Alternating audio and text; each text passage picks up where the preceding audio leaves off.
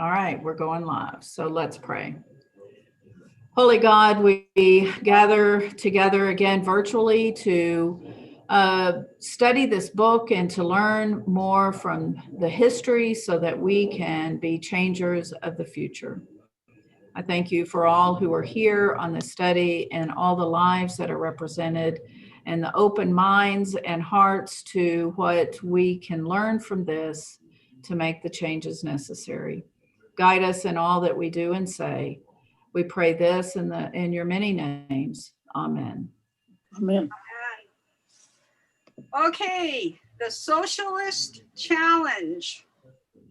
So I cried through reading half of this, especially at the end. I never can comprehend how many people died so I could work 8 hours and make a decent wage and all that stuff. It just really gets to me. So, I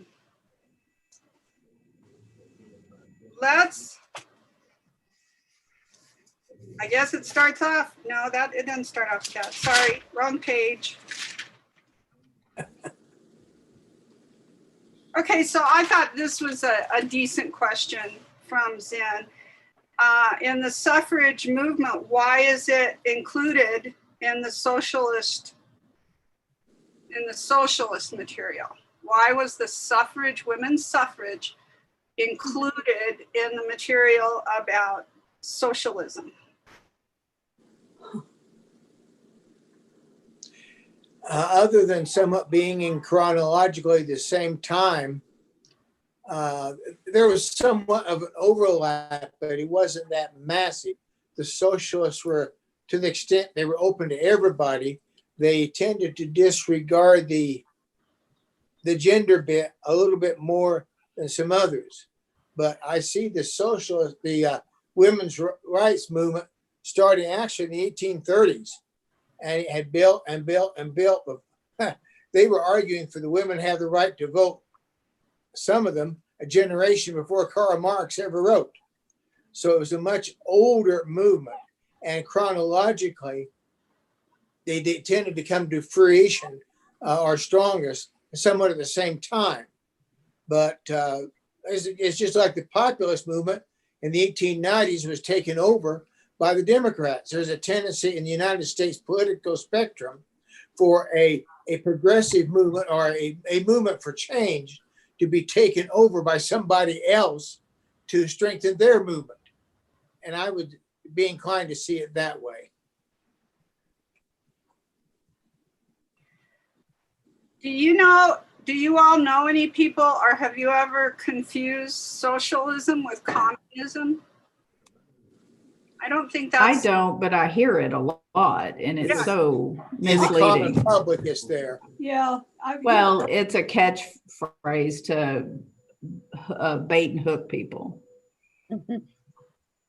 Well, Go ahead. One line used to be, quote, scientific socialism, which meant that you had the state control and state management, which actually turned out to be a dud. It didn't work. They took several generations to show that. Katya? I don't know that socialism is confused with communism. Communism is confused with tyranny and dictatorship. In America today, pretty much socialism or communism, and most people don't know the difference, they are equated to tyranny. And I know my students basically, for them, communism is just like a synonym of, a dictatorship. But communism is basically communalism, where your community makes the decisions. It's not different. Karl Marx kind of determined the leading principle of communism, which is from each by ability to each by necessity. So, you give as much as you can and you get as much as you need and not more than that. And so there's no tyranny in this principle. I would argue this is a great principle. I mean, this is something to aspire to, but communism in America pretty much means dictatorship. Right. Well, I was going to ask you next because I wanted to hear your opinion of it, because I feel like that's what I was taught, that, in some offhanded way, that communism is a dictatorship and it's awful and all these things. And then I'm reading about these socialists, which I didn't study. I wasn't very savvy politically as a teenager. But now that I'm studying this, I'm going, wow, socialism wasn't so bad. And I always equated the two, communism and socialism. So, Well, anyway. socialism is what we have right now with our Social Security, with Medicare. It's social services, is this public health, the good of the whole. Lori Rigler?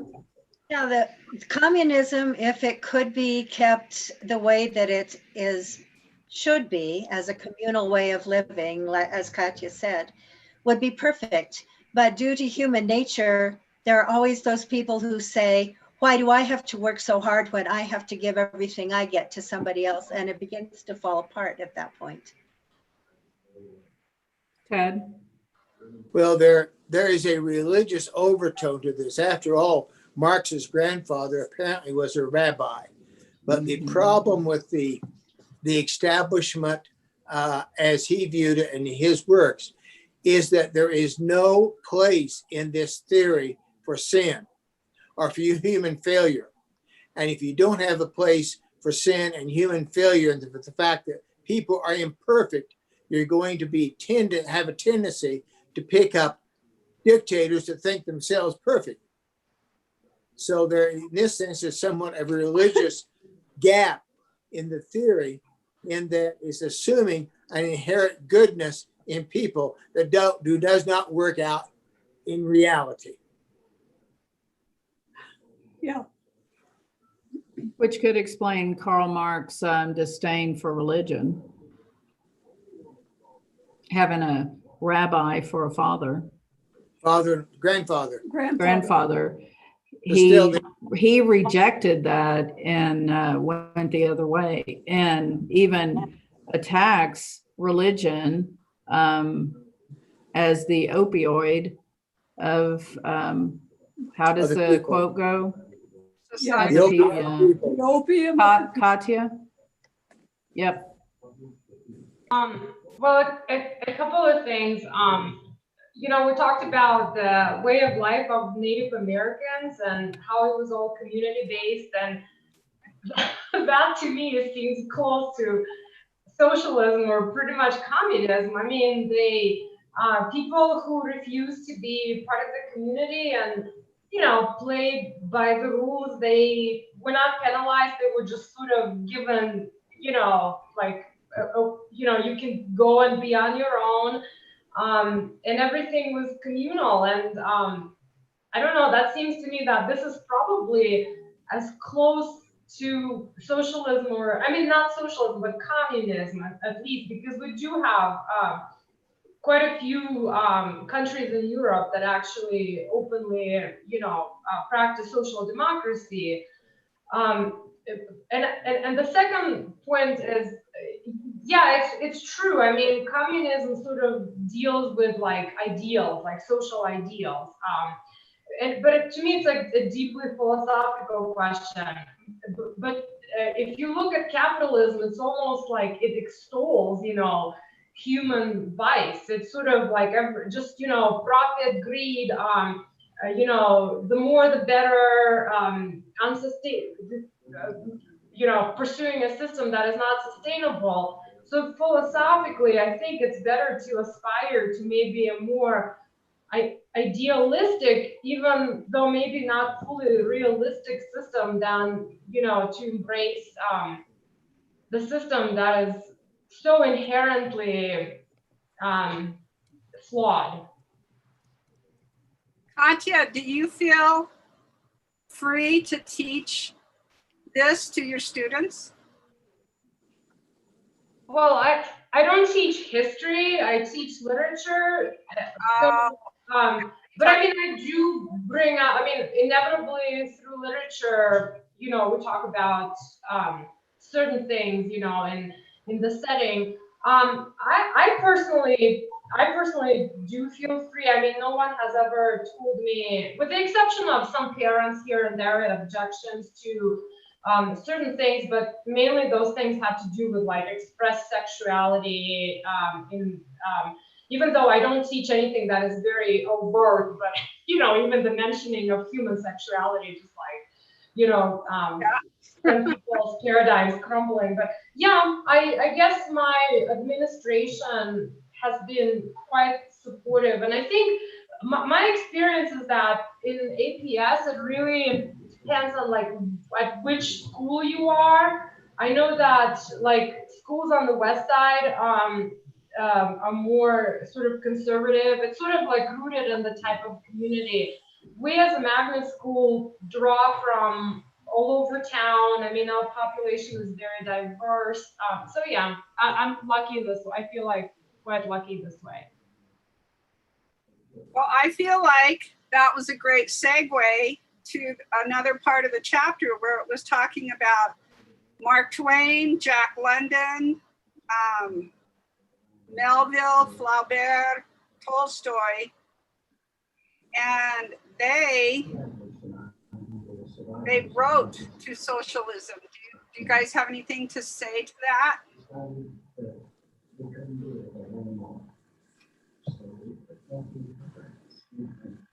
Did any of you read Upton Sinclair's The Jungle? No. I read that in high school when I had that. I had talked to Katya about it, where we had literature combined with our social studies, and never ate another piece of bologna after that. It's all about it's all about the meat packing industry. And one of the questions in his other book was Upton Sinclair a muckraker? Mm-hmm. And he himself, I looked it up. There's some great answers to questions online from that, from Zen. And he did not consider himself a muckraker, but I think everybody does, because his book brought in meat packing evaluation. What do you call it? Meat Inspection. Thank you. Inspections. So I think he was a muckraker. Did any of you read The Abyss? Jack London's The Abyss? I haven't either. Okay, I thought maybe somebody could No. tell me about it. So I'll have to cheat and look online again. How do you think Melville was a muckraker? Or was he? I don't know either. I was just wondering. Yes, he was. Because he went into the whaling industry, didn't he? Or did he not? I don't remember. Well, yeah, he was Moby Dick. Exactly. So, I mean, I think he went into that. Well, I don't know if he did or not. I don't know how much he did, but it just happened to think that, the great whale went after him because he had tried to harpoon it. Right. So, very possibly. I don't know that for sure that he was really raking muck, but that's an industry that definitely was out of bounds. And, Right. Out of bounds, yes. Katya? Well, the sad thing is, my impression is like what I hear from the students, the way history is taught today, and I guess it depends on the teacher, is that all of these are things of the past, that class struggle and these horrible conditions, they are like America, what, like 100, 150, 200 years ago, but we don't have any of that anymore. And that is really sad, because I think this is something that actually stifles, the struggle against the class issue. Good point. Ted?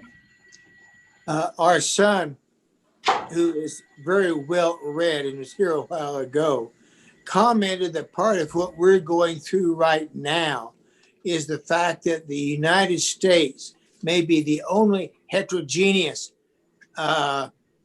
society, democracy in the world that is not only class. We have so many different subcultures, races, languages, etc. That this is almost a unique situation. Yes, allegiances to their home country and the society that culture that they came from. We have lots of those: Italians, Irish, Spanish, and then Indian, Indonesia. I couldn't get that one out.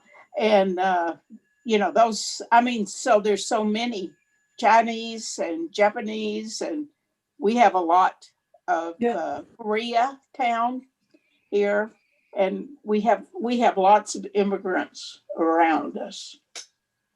I do think that history gets taught in a way that tries to promote the idea of American exceptionalism by kind of presenting it as if we solved it. So it's kind of like we present when the civil rights laws were passed in 1964 as if that fixed discrimination, or when a certain amendment, the 19th Amendment, that fixed discrimination against women, as if each of those, when we pass those laws, problem solved. Aren't we great?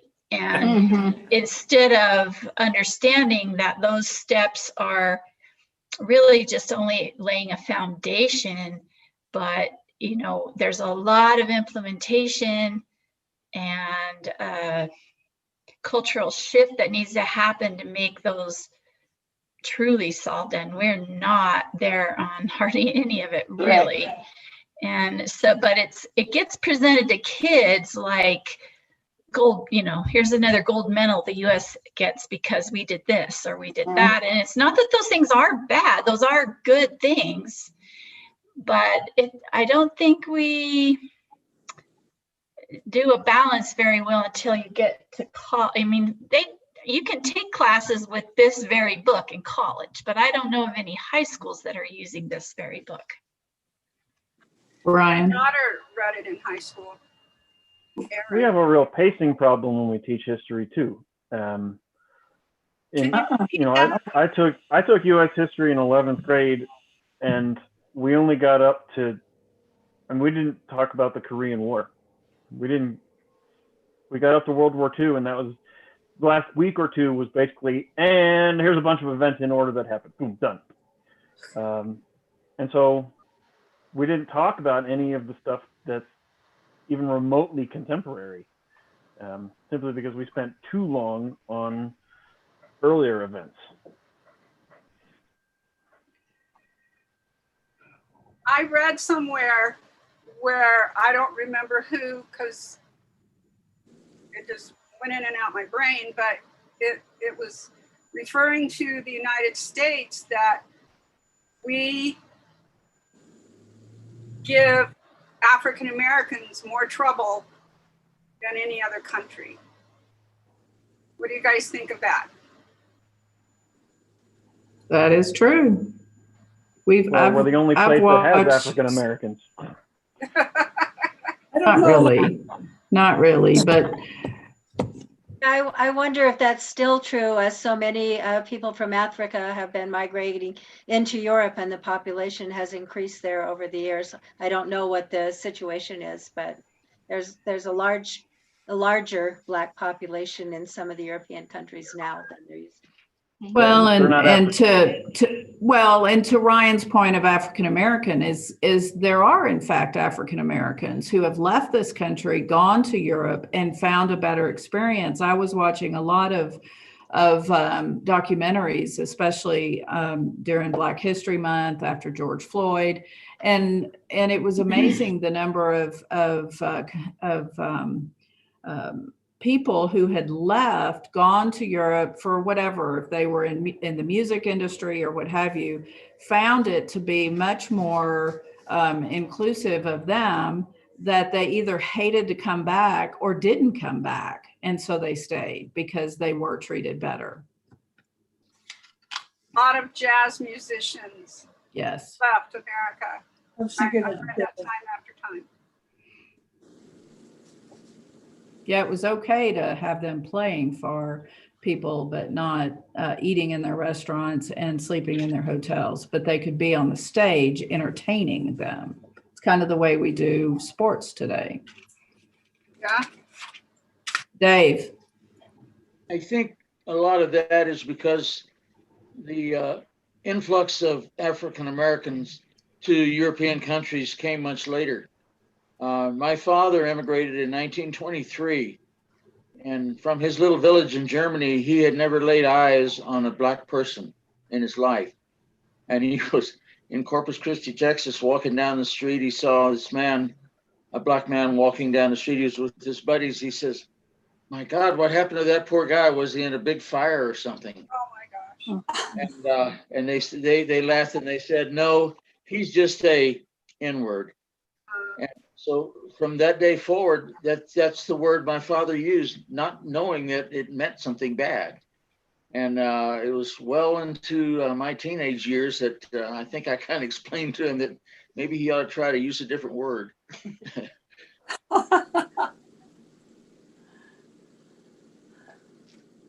Lori is asking if anybody has seen the Green Book. Yes. That was very enlightening, very eye-opening. Very enlightening. I didn't even know that existed, and I didn't know anything about that, and I was totally innocent, and wow, what they had to go through. Right? Yeah.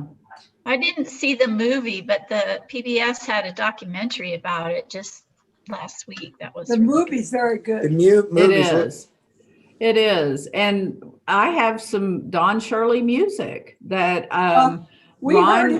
Ron loves Don Shirley, and I bought him some music a long time ago of his. Never had an idea of his story.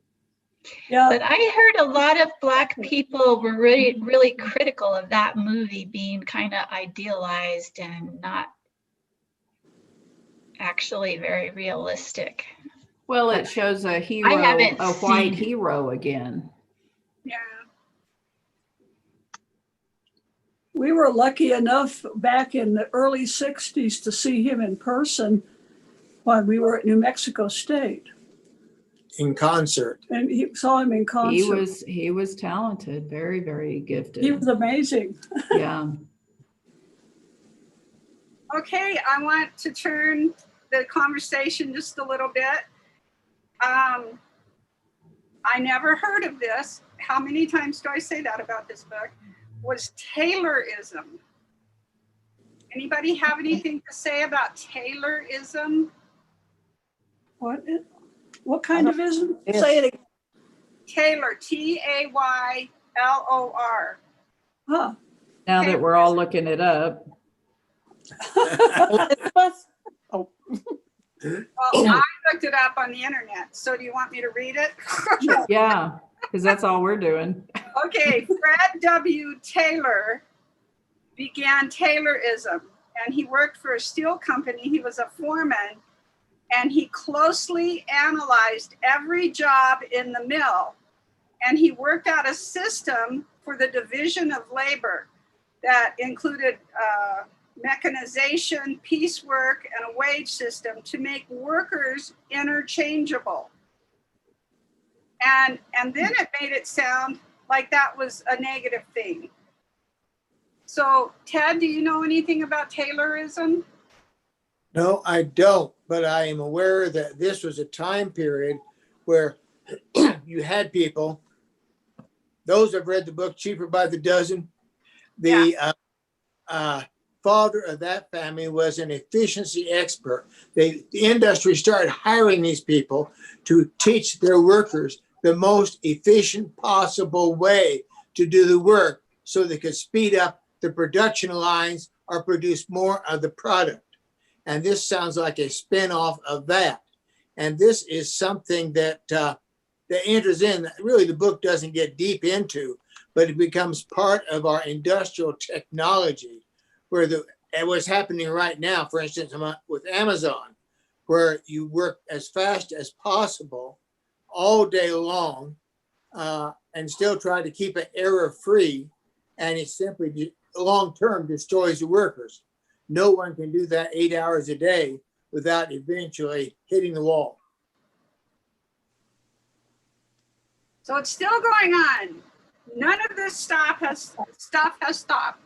And I want to tell you one thing I learned as at UNM as a teacher when I was doing my social studies literature, and I forgot the other one, student teaching and whatnot. I got to have one of the elders of the Pueblos teach us Native Americanism. A Jewish woman was in charge of it, and Dr. Okunar, I will never forget him, came and taught us African American stuff. And he had us read a book called, I forgot, called, oh dear. Anyway, and I was reading, and it was talking about education in inner cities and how Black children, Asian, Asian not so much because parents are more involved, but Black children, and because they can be, Black children and then Hispanics and whatnot, and how they were given textbooks that were cast off from the schools that got the new textbooks. So they had the oldest textbooks. One school, was it in Chicago or Kansas City, met in a church basement and just had dividers. And I thought, oh my gosh, this was so horrible, in the 60s and 70s for African American students and all that. So I turned to the place where the book had been written, the 90s. It was still happening that 20 years later. And I talked to Dr. Okunar, and I was so shocked. And he goes, yep, none of that stopped. It still goes on today. And he was a kind man. I liked how he let us be ignorant, and then he just taught us. He was a very kind man. Okay, and then of course I cried with the Ludlow. I just cried. Where they hired, or whatever, they hired the Pinkertons. No, it wasn't the Pinkertons this time. It was another place. Katia, did you want to get in before we moved on? Katia had her hand up. Oh, Katia, go. Well, we're actually entering a new era that is actually going to exacerbate that, because not only, it's not going to be just about like optimization, but it's going to be about replacement of human workers with robots. And, gosh, millions of people are going to be laid off. And I don't know if this is how we will, get another movement of the like that took place in the, early 20th century. But it's, to me, it's not that it's just still happening. I think it's actually going to get worse, because in pursuit of profits, a lot of millions of people are going to be laid off. Thank you. Okay, Ryan. Oh, sorry. I just recently saw a quote from Alexandria Ocasio-Cortez that says, only in a society where your productivity is your worth is impending automation a problem, right? If we can replace people workers with machines, and the results of that productivity are shared equally, then everyone can do work that is satisfying to them, and no one has to do work that's drudgery. but it requires a community where we share the results of that automation equally and not just trickle it up to the most powerful people. Anybody else before we move on?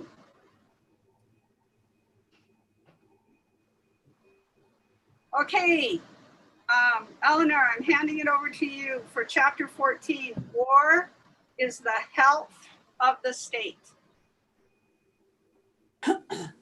So, yeah, chapter 14, hang on here. Yeah, you're gonna have to. Okay, that begins with World War I, as I recall. All right.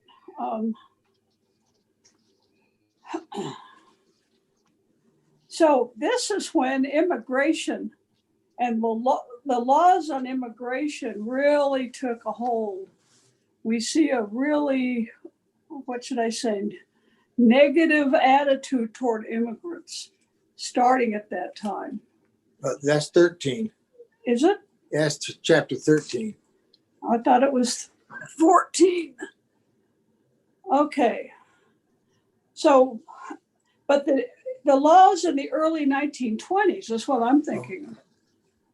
You know, we had laws that were, and attitudes that are very much like what we're seeing today in the political sphere, anti-immigrant. So why did the immigration laws of the early 20s have such racist overtones? That's my question. And where did that come from? Why did we, get more racist after World War I? I think part of it might be, I'm jumping in, I think part of it might be that when the soldiers came home from the war, there were a lot of jobs that had been taken up by other people that maybe part of them were immigrants, part of them were women. And, and so there weren't as many jobs available. So then we said, well, the people that are doing these jobs are not as good as we are. And so, I think that's part of where the prejudice. Yeah, I think that's true. Because right now, we have a lot of farm workers that are immigrants from Mexico. And that's the way it was there, that we had it, at least in the Cotton Belt states. Some of the overseers and the workers were the lower class people who did sharecropping. And if they weren't making any money, they had to go and find a different way to make money, to survive. So they were dismissed, I think. So what we end up with is an oversupply. Yes. Of workers. Exactly. And of course, what this created was wages started dropping, and people didn't have to, if you struck, you could be replaced easily because there were plenty of workers. Yes. So it was a hard time for the working class. Tatia, you had your hand up. You're going to have to help me. So the rights of workers, this is the era that... Katia, go ahead. I was thinking about the same issue in connection with what happened, in the election of 2016 in terms of, racism and, just antagonizing and pitting people, like one group of people against another. And I think, unfortunately, it's always easier to point your finger at someone, like a person or a group of people, and say, they are your problem, right? I mean, they're taking your jobs away, as opposed to explain how it's the flaw or multiple interwoven flaws of a complex system that is actually, you know, pulling everyone down. And I think that's why like people wonder like, well, how is it that people don't understand that, you know, when they're voting for a politician who's just blaming it on a group of people that, you know, it's wrong. Well, it's just so much easier. It's kind of like man versus man conflict is the easiest conflict to understand. It's much harder to explain to people that it's ultimately the system or the whole society is intentionally structured in such a way so as to keep everyone down. Yeah, That's true. And Lori Ryder put in the chat that it asking, is it part of the us versus them that happens with war? That seems to be what everyone is saying. It happens with pitting people against each other. And I don't think it's just tied to war even. We do that today. No, even in Christianity today, we have, it's us, one kind of denomination against them because they don't believe like, I mean, it's that way in everything, I think. It seems to be. Mm-hmm.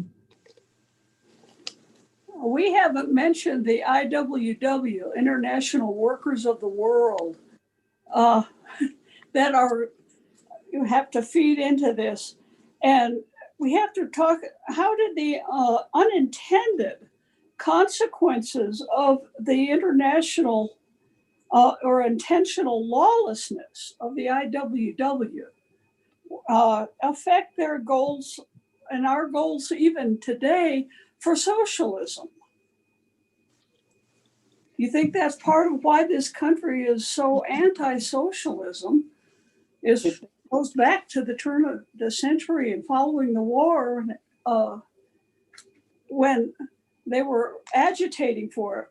I think of Woody Guthrie and his music, and Pete Seeger and the Weavers and these groups that were singing starting in the late 40s, actually. 30s. So, yeah, actually the 30s. Guthrie comes from the 30s. Songs for the workers, you know, a lot of protest songs. Yes.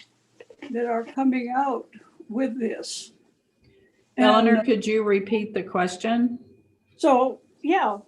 So what I'm thinking is, you think that this movement has sort of caused a backlash, I guess I'd call it that, an unintentional backlash against socialistic ideas that were being propagated in the 30s and 40s and what have you.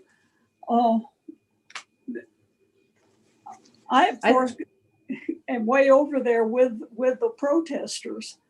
But I think a lot of people today don't understand what socialism is. It's used as a weapon, and it's used in political campaigns to distract from what it really is. And so people don't understand when they're opposing it, what they're opposing. But I think the wealthy, the business owners, the CEOs, all those guys, they understand that it's a threat to the system that they're benefiting from. And so I don't know that it's so much a backlash from back then. Back then, the impact that their rabble rousing caused was for the people in power to say, well, we better find some steps we can live with to appease this group so we can still protect our way of life. So we did get workman's comp. We got, eventually an 8-hour day. I guess it started by 12-hour days or whatever. But it was really not because they wanted to reform the system. They just wanted to give out enough crumbs to shut the rabble, to make people think the rabble rousers were troublemakers and ungrateful or whatever. So I don't know that today's anti-socialism has anything to do with the way that happened clear back then. I think it's just still people who don't want to disrupt the system we have in place now. Nita? I think one of the best examples of this is the medical care and our health care, is that if we put in a one-payer health care, a socialistic healthcare system, like most of the world has, that means that we will become communist. That's what that I think that, and that all of the whole industry, the insurance industry, will be affected and torn down if there is a one payer. And I think that there's a lot of fear there, and that's part of what. And I think that can be used. That same analogy can be used in other industries also. Mm-hmm. That if it's mechanized, or if it's consolidated, or if it's you can use the benefits of like medicine, okay, pharmacy, getting all of that at a big discount because it's such a huge consumer of that we could get huge discounts on the pharmacy. But as little bitty entities, this hospital can't get very good discounts. They do it at a certain price, and they set that. And it has nothing. They say it's because of the research, cost of research, but they pay for themselves. And then when the research is over, if something doesn't come in that a generic comes in, they may just go on for quite a while selling it at the whatever, $20 a pill rate. Yeah.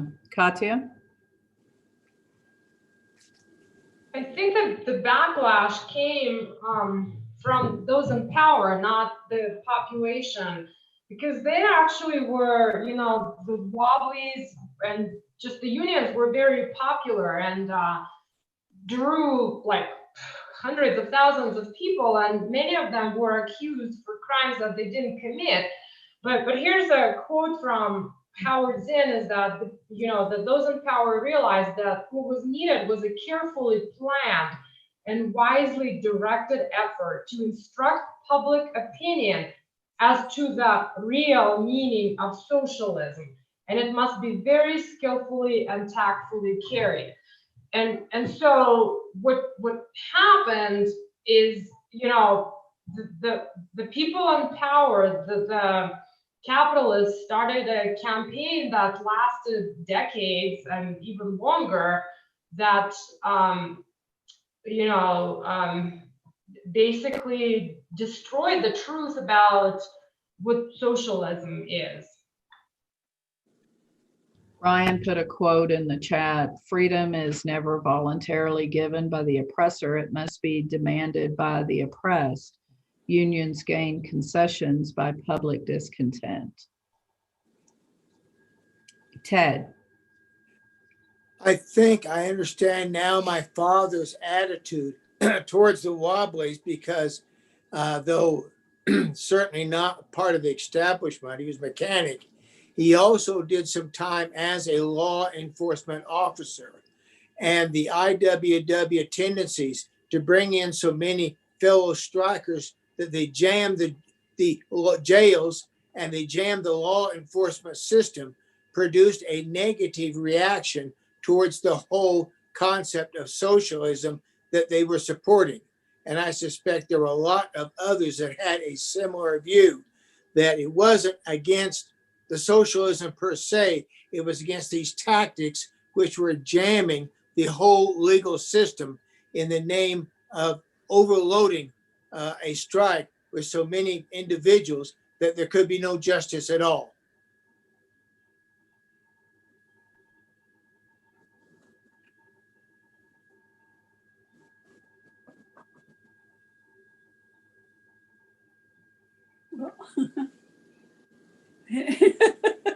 Anybody?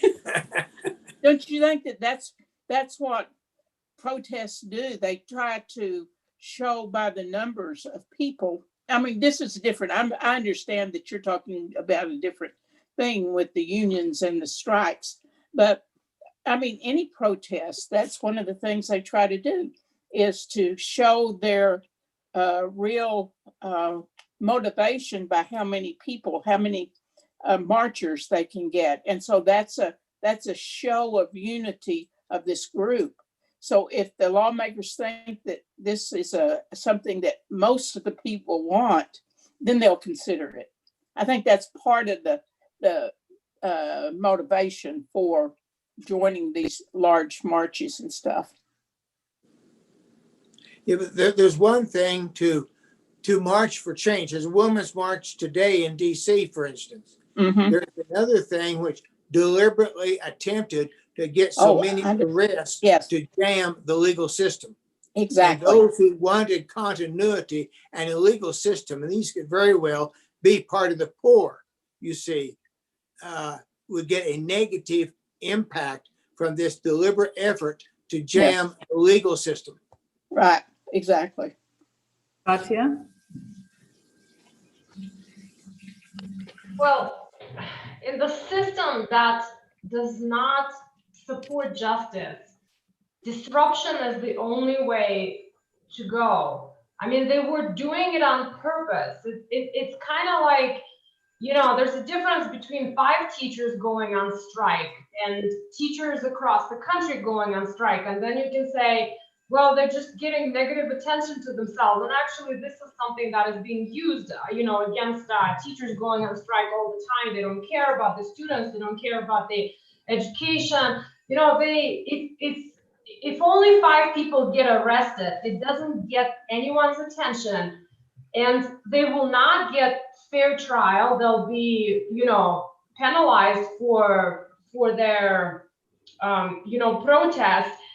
The whole point, and MLK actually used the same strategy. We need to have as many people willing to go to jail. And in fact, Bill McKibben's, unfortunately, they're not as many, you know, not as many people are brave to be doing this. But, you know, those are the people who chain themselves or handcuff themselves, you know, to the fencing around the White House, you know, and they're willing to go to jail. And the thing is, if there are 5 people going to jail, no one will pay attention. The news will not pick it up. No one is going to be talking about it.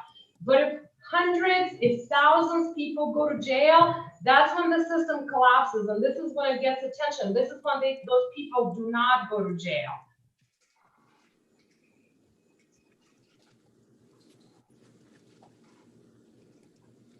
I'm writing in the chat that I can go ahead and share it, but that's what Barber does with the Poor People's Campaign.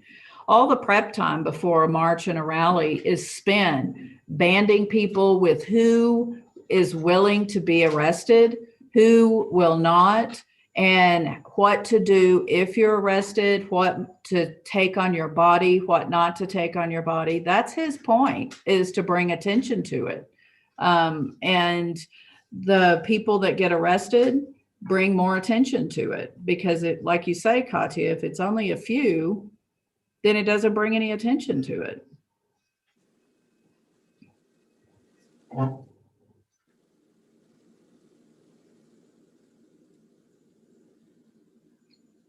Okay. We have a couple of minutes left. If you want to just open it up to other questions or comments about the 2 chapters, Lisa. I remember the name of the book, Savage Inequalities, that I was reading in the 90s and thought it had come from the 60s. Savage Inequalities. Savage Inequality. Huh. Wow. Well, I guess the only other thing it's kind of changing the subject, but from this chapter, is how the sending all of our troops to World War I, you know, how so much of it had to do with just protecting industry and trade, and not really about a noble cause, you know. And so that was a good, I mean, I knew that before. I've read this book before, but it's like, oh yeah, World War I was not exactly noble in any sense anywhere. It was just a giant tragedy, and pretty much that's it. What's she say?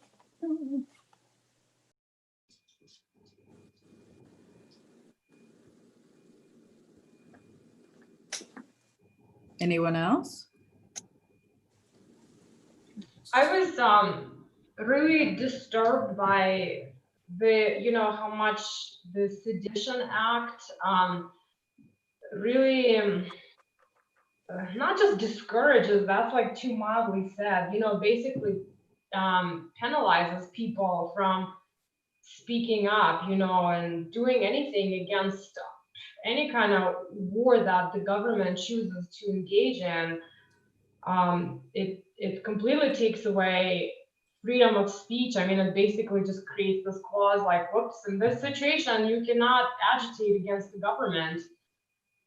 That's really scary, because ultimately, it can be used anytime that our government decides to go to war.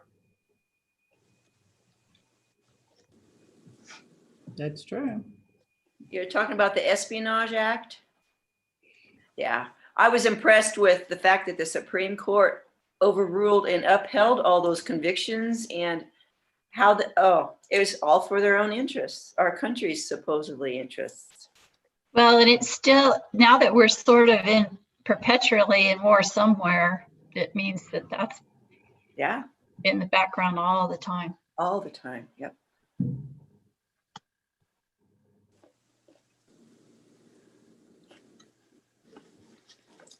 Okay, we are at 4:01.